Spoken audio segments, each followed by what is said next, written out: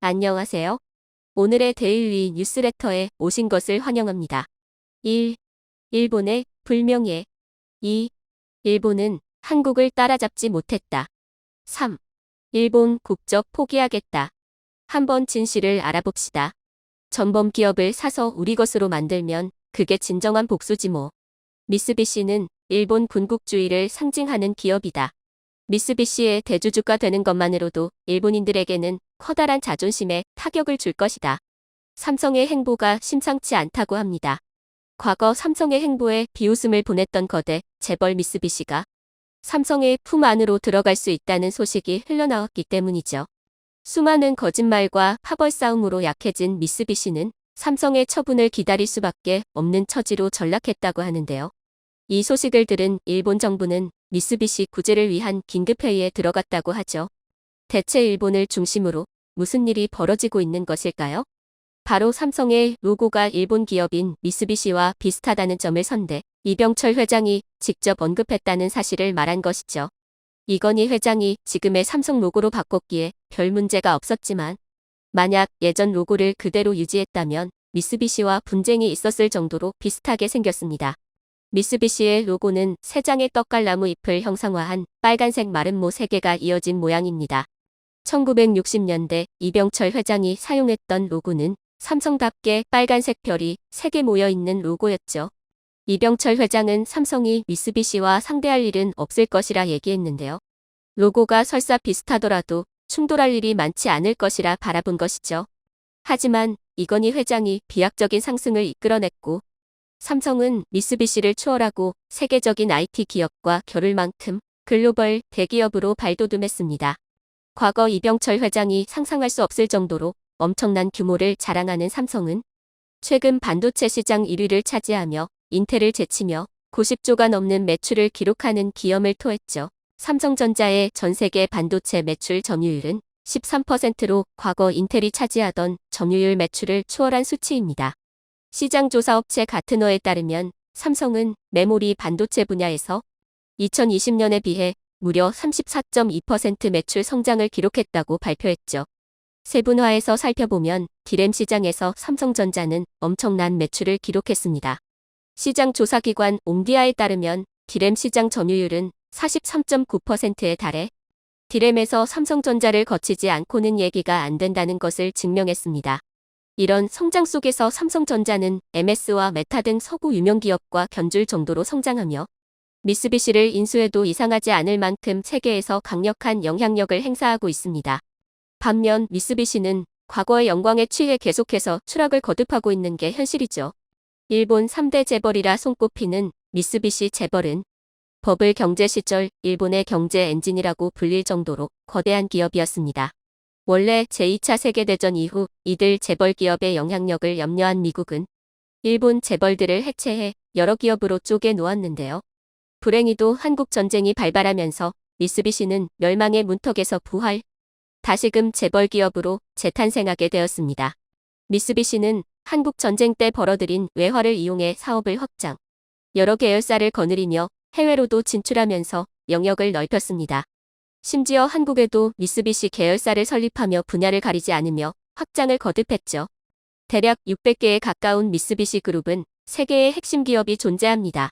미쓰비시 상사, 미쓰비시 중공업, 미쓰비시 UFJ 은행이 바로 그 기업들이죠. 이들은 금요회라는 사장단을 통해 영향력을 행사하는데요.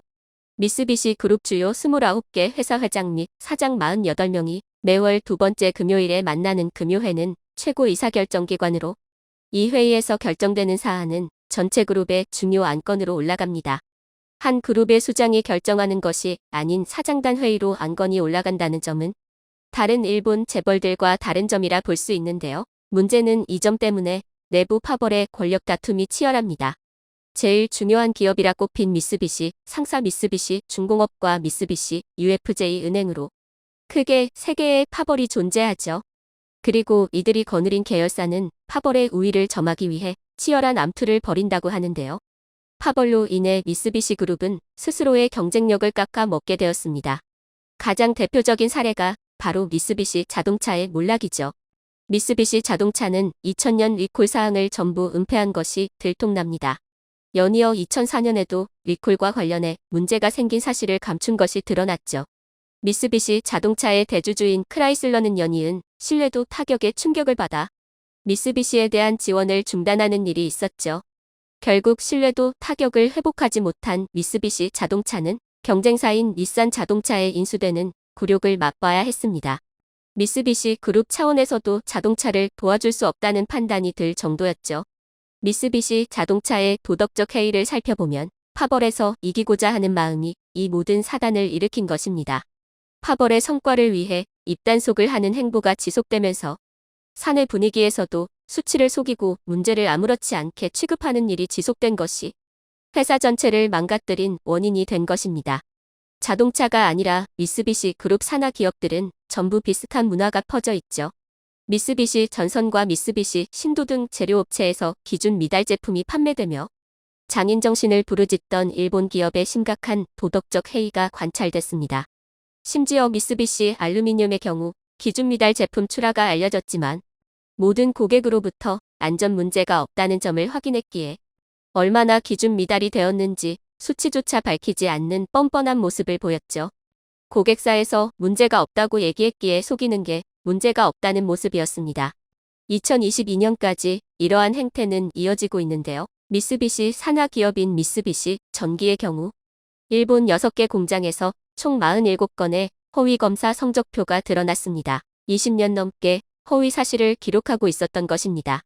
외연을 성장하고 기업을 발전시키려는 노력보다는 내부 파벌 싸움에서 승기를 잡기 위한 치장에 더 힘을 쏟은 결과 미쓰비시는 삼성그룹에 뒤처지는 기업이 된 것입니다. 게다가 기술 개발에도 안일한 모습을 보이며 미쓰비시는 미래 먹거리 문제에도 신경 쓰지 않는다는 모습을 보였습니다. 미쓰비시 전기의 경우 2021년 TV 시장에서 철수하는 굴욕을 맛보았는데요. 삼성전자와 LG전자 등 한국 기업에 밀린 탓이라고 합니다. 일본 반도체도 마찬가지입니다.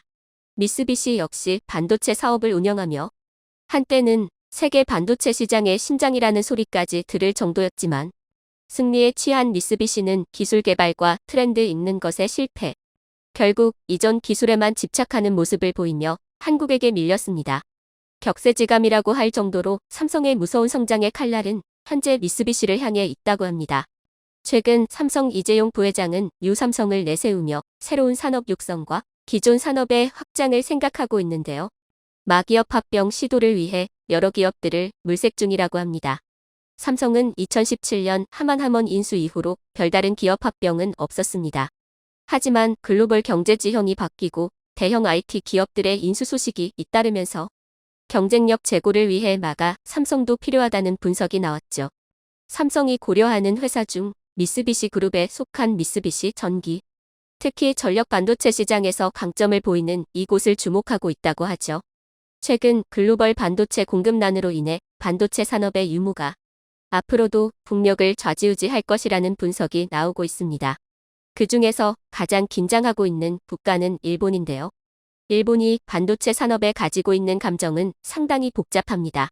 애초에 반도체 산업을 시작도 안 한 국가들은 첨단 산업을 선점하지 못했다는 것에 큰 미련이 없지만 일본의 경우는 한때 전 세계 반도체 점유율 60%를 차지하며 세계 1위 IT 국가로서의 자부심을 가지고 있었습니다.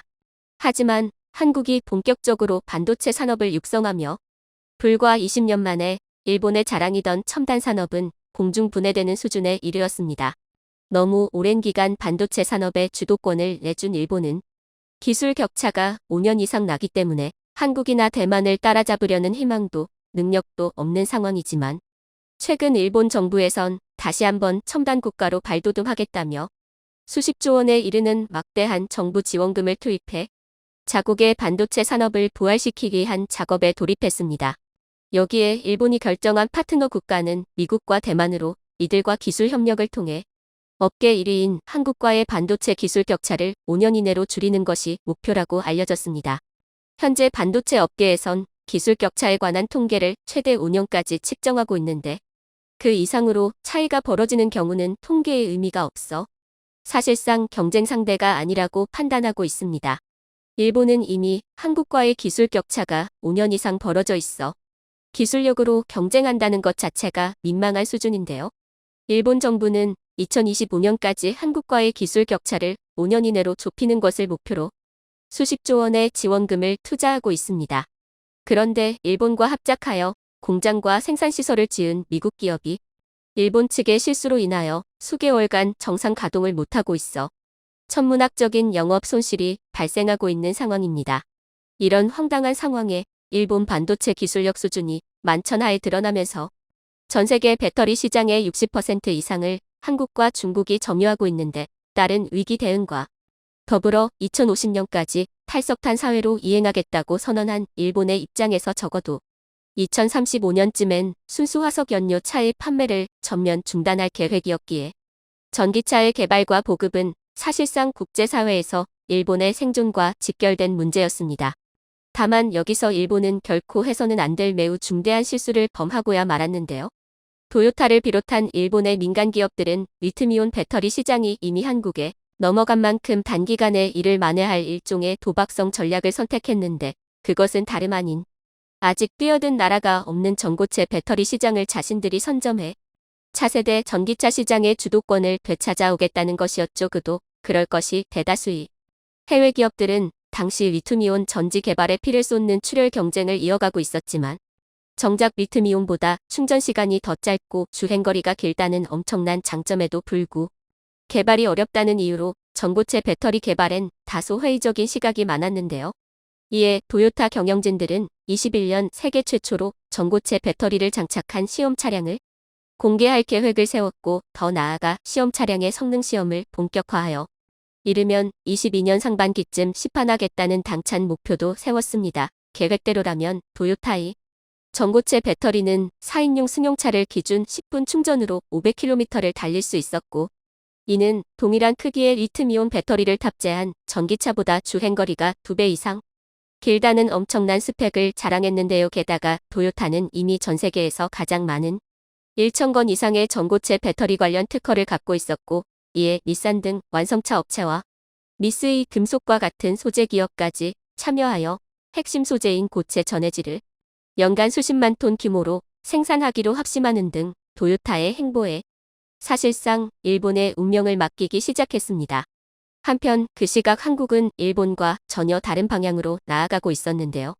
소재와 전지 자동차 기업 등 일본의 모든 기업들이 오직 2차 전지 개발을 위해 뭉치고 있다는 소식에도 어찌된 일인지 한국 기업들은 전혀 문제가 없다며 자신감을 나타내 일본을 어리둥절하게 만들었는데 이는 지난 10년간 리튬과 코발트 등 원재료 수급과 관련 충분한 공급망 구축과 더불어 일본의 선택이 잘못됐다는 걸 이미 사전에 파악하고 있었기 때문이었죠. 실제로 도요타 측은 최근 공식 유튜브 채널을 통해 세계 최초로 전고체 배터리가 탑재된 전기차를 공개하며 일단 상용화되는 순간 기존 시장 판도를 완전히 뒤집을 것이라 으름장을 놓았지만 그 시기가 언제쯤 될 것이냐는 외신들의 질문에 최소 5년에서 10년 이상이 될 것이라는 다소 황당한 대답을 내놔 일본 전체를 기겁하게 했습니다. 전고체는 분명 꿈의 배터리라 불릴 정도로 수준 높은 기술임이 틀림없었지만 가장 심각한 문제는 전해질 재료의 성능이 아직까지는 불충분하고 특히 고체라서 사용하면 할수록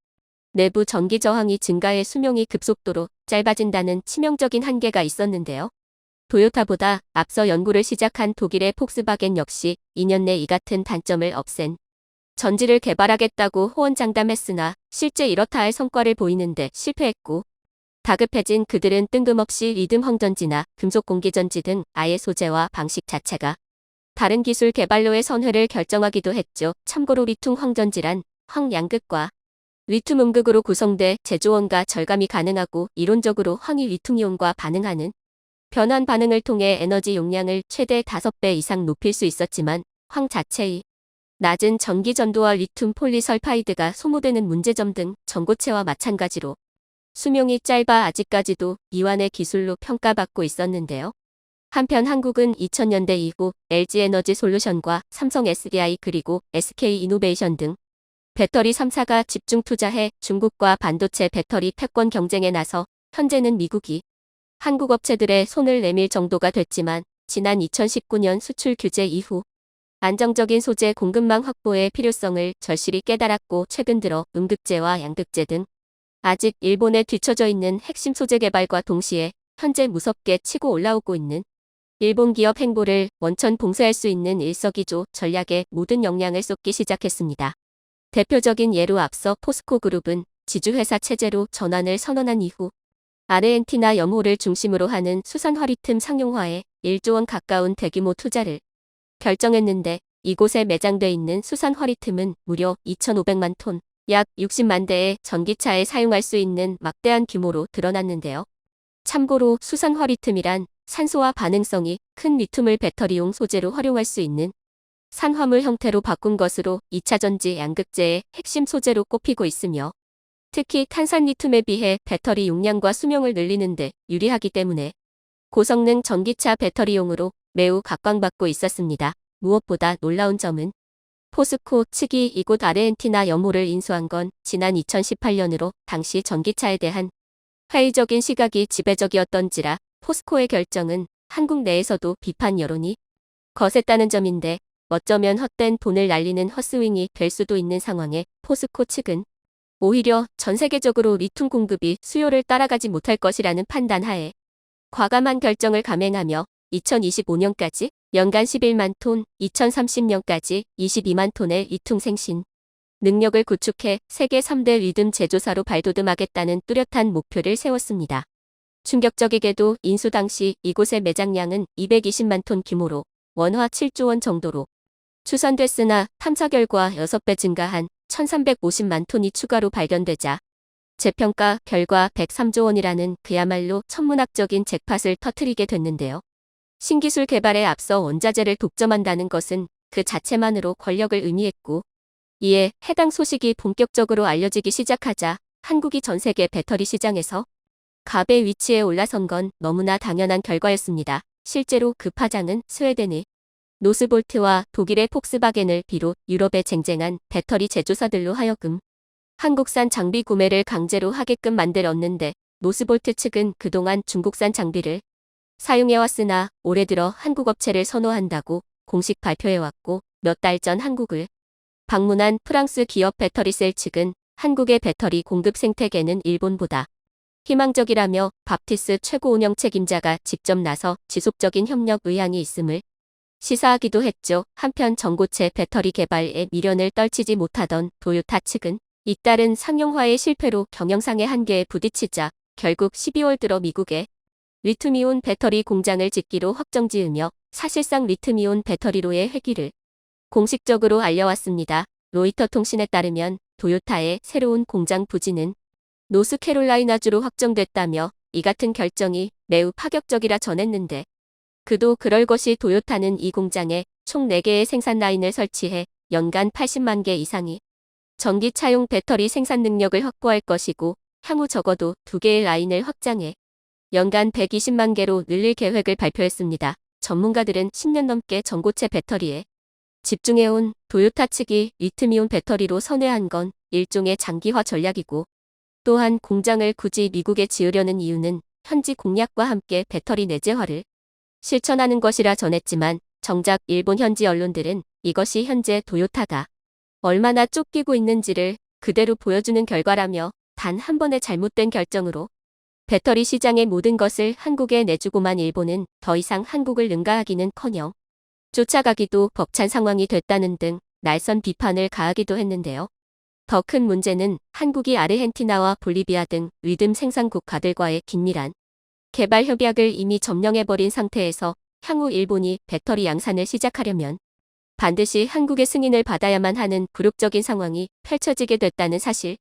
심지어 시장조사 업체인 SNE 리서치에 따르면 글로벌 소재 시장에서의 점유율 차이는 물론 일본이 자랑하는 품질 면에서도 오히려 한국이 후한 점수를 받기 시작했고 더 나아가 도요타 측이 그토록 염원하던 전고체 배터리 개발마저도 한국이 2025년쯤이면 상용화가 가능할 수도 있다는 절망적인 소식까지 들려오자 일본 네티즌들은 상황이 역전된 만큼 한국이 노골적으로 역수출 규제를 걸어오면 그동안 세계 시장을 선도하던 도요타는 역사의 뒤안길로 사라진 채 그 자리를 현대자동차가 차지할 것이라는 등 자주 섞인 의견을 내기도 했죠. 흥미롭게도 일본의 입장에서 악몽 같은 이 상황이 최근 일본을 배제하려는 영상이 도움이 되셨다면 구독과 좋아요 부탁드리며 오늘도 감사합니다. 최고로 멋진 하루 보내시길 바랄게요.